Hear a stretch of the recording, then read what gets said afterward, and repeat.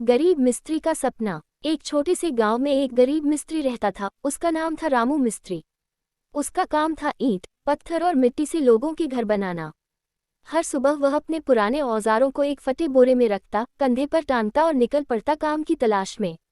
रामू के चेहरे पर हमेशा पसीना और मुस्कान दोनों रहते थे, क्योंकि वह जानता था गरीबी भाग्य से नहीं, मेहनत से बदलती है। सुबह की पहली किरण जब उसके मिट्टी के घर की दीवारों पर पड़ती, तो उसकी पत्नी सीता चूल्हे पर रोटियां सेक रही होती। छोटी बेटी गुड़िया स्कूल की किताबें संभाल रही होती। सीता पूछती, रामू, आज का काम मिला क्या? रामू मुस्कुराकर कहता, अभी नहीं सीता, लेकिन ईश्वर पर भरोसा है, आज कुछ अच्छा जरूर मिलेगा। वह अपनी पुरानी साइकिल पर बैठता और कस्बे की ओर निकल जाता। रास्ते में हर कोई कहता, अरे, ये तो रामू मिस्त्री है, बड़ा मेहनती आदमी है। रामू चुपचाप मुस्कुराता हुआ आगे बढ़ जाता। एक दिन एक बड़े अमीर साहब ने रामू को बुलाया।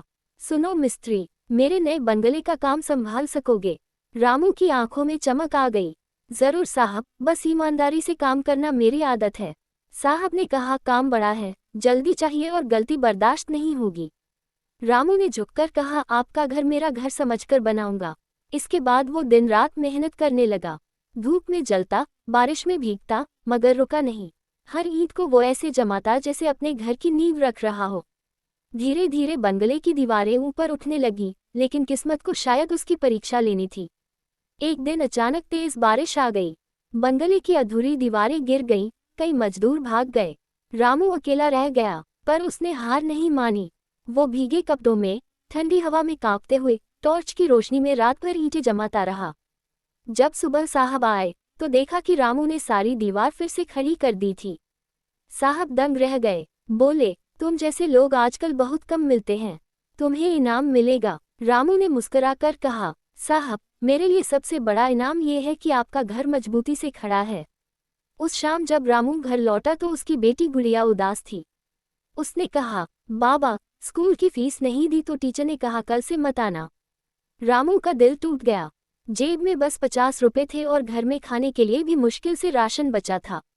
उस रात उसने खाना नहीं खाया, बस आसमान की तरफ देखा और बुदबुदाया, हे भगवान, मैं इतनी मेहनत करता हूँ, फिर भी मेरी बेटी का सपना अधूरा क्यों? अगले ही दिन वही अमीर साहब दोबारा आए। उन्होंने कहा, मिस्त्री, तुम्हारे हाथों में जादू है, क्या तुम मेरे बेटे का स्कूल भी बना सकोगे? रामू ने सिर झुकाकर हामी भर दी। उसने महीनों तक पूरी ईमानदारी और लगन से काम किया। सुबह से लेकर रात तक वह सिर्फ यही सोचता, अगर ये स्कूल अच्छा बनेगा तो शायद मेरी गुड़िया भी इसमें पढ़ पाएगी। आखिरकार स्कूल बनकर तैयार हुआ। उद्घाटन के दिन सारे लोग इकट्ठा हुए। साहब ने मंच से कहा, इस स्कूल की दीवारों में एक गरीब मिस्त्री की मेहनत की ईंटें लगी हैं। आज से यह स्कूल रामू पब्लिक स्कूल कहलाएगा। सारे गांव ने तालियां बजाईं। रामू की आंखों से आंसू बह निकले, लेकिन इस बार ये आंसू दुख के नहीं, गर्व के थे। क्योंकि उसी वक्त उसने देखा, उसकी बेटी गुड़िया उसी स्कूल की पहली छात्रा बनी है। वह स्कूल की पहली बेंच पर बैठी थी और गर्व से सबको बता रही थी, ये स्कूल मेरे पापा ने बनाया है। रामू स्कूल के बाहर एक पेड़ के नीचे बैठा मुस्कुरा रहा था। उसके हाथ अब भी खुरदरे थे, कपड़े पुराने थे, पर चेहरे पर ऐसी चमक थी जो किसी अमीर के पास भी नहीं थी।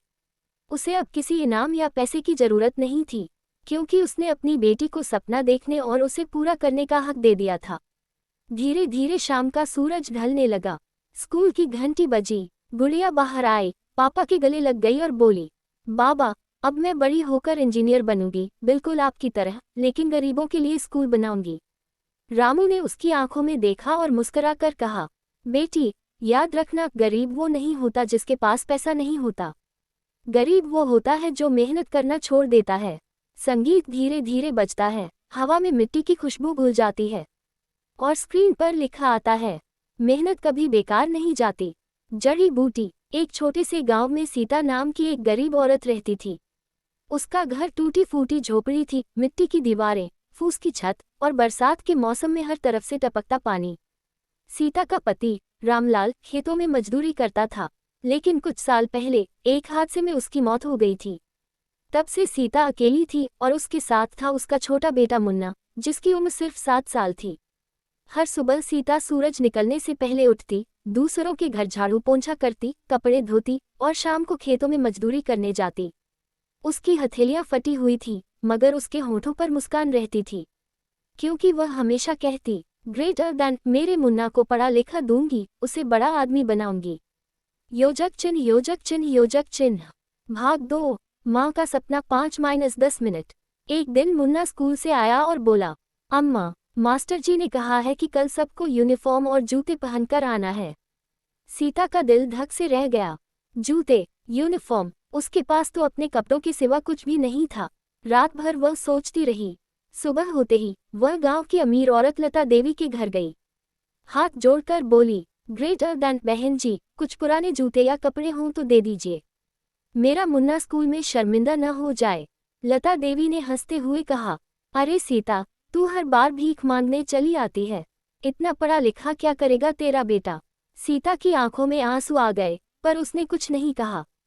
वह घर लौटी और अपनी पुरानी साड़ी के एक हिस्से से मुन्ना के लिए यूनिफॉर्म सिल दी और पुराने फटे जूते में धागा बांधकर ठीक किया। अगले दिन जब मुन्ना स्कूल गया, उसकी मुस्कान देखकर सीता की सारी थकान मिट गई। योजक चिन्ह योजक चिन्ह योजक चिन्ह। भाग 3। गरीबी की मार 10-20 मिनट।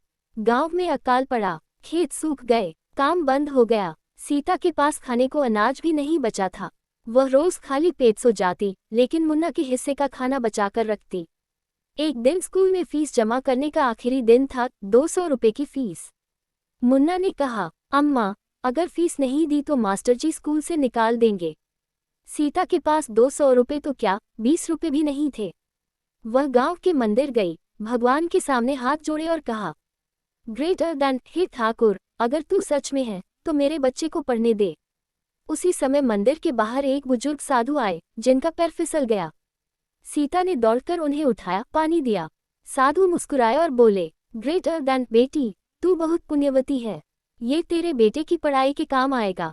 उन्होंने झोले से 500 रुपए निकालकर सीता के हाथ में रख दिए।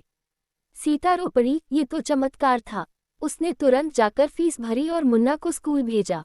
योजक चिन्ह योजक चिन्ह योजक चिन्ह। भाग 4। समय की कसौटी 20-30 मिनट। साल बीतते गए, मुन्ना बड़ा होने लगा, समझदार भी। वह स्कूल में सबसे आगे रहता। मास्टर जी भी उसकी मेहनत देखकर कहते, ग्रेटर दैन, मुन्ना एक दिन अफसर बनेगा। लेकिन गरीबी ने सीता का साथ नहीं छोड़ा। वह बीमार पड़ने लगी। खांसी, बुखार और कमजोरी ने उसे तोड़ दिया। डॉक्टर ने कहा, इन्हें आराम की जरूरत है, दवा लेनी होगी। सीता ने दवा नहीं खरीदी, उस पैसे से उसने मुन्ना की परीक्षा की फीस भरी। वह बोली, ग्रेटर दैन, अगर मैं मर भी जाऊं तो कोई गम नहीं, बस मेरा बेटा पढ़ जाए। एक रात सीता की तबीयत बहुत खराब हुई। मुन्ना ने रोते हुए कहा, अम्मा, मैं स्कूल छोड़ दूं, बस तू ठीक हो जा। सीता ने उसके सिर पर हाथ फेरते हुए कहा, ग्रेटर दैन, नहीं बेटा, माँ तो मिट्टी बन जाती है, पर सपना जिंदा रहना चाहिए। योजक चिन्ह योजक चिन्ह योजक चिन्ह। भाग 5। सपने की जीत 30-40 मिनट। सालों बाद मुन्ना अब बड़ा हो गया था। मेहनत करके उसने IAS की परीक्षा पास की। पूरा गांव देखने आया था जब सफेद कार में वह अपने गांव लौटा। सिर पर टोपी, सीने पर बैज और आंखों में आंसू। वह अपनी झोपड़ी में गया, जहां दीवार पर उसकी मां की पुरानी तस्वीर टंगी थी। उस तस्वीर को देखकर उसने कहा, ग्रेटर दैन, अम्मा, तेरा सपना पूरा हुआ। और उसी झोपड़ी में उसने गरीब बच्चों के लिए एक फ्री स्कूल खोल दिया, सीता महाविद्यालय, जहां कोई भी बच्चा, चाहे अमीर हो या गरीब, बिना फीस के पढ़ सकता था। सीता भले अब नहीं थी, पर उसका सपना, उसकी ममता और उसकी मेहनत हर बच्चे की किताब के पन्नों में जिंदा थी।